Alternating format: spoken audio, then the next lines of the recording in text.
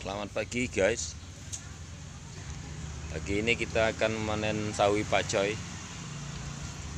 Masih bersama kami Green Corner Hidroponik Palembang, yang merupakan pioner dari supplier sayur hidroponik di kota Palembang. Bagian-bagian atau daun-daun yang mungkin rusak atau tidak terpakai, untuk mempermudah kita siapkan satu box untuk tempat pakcoy yang sudah dipanen, kemudian satu box lagi untuk pakcoynya tumbuh dengan subur dan bagus, dan bobot bisa mencapai 100 sampai 200 gram.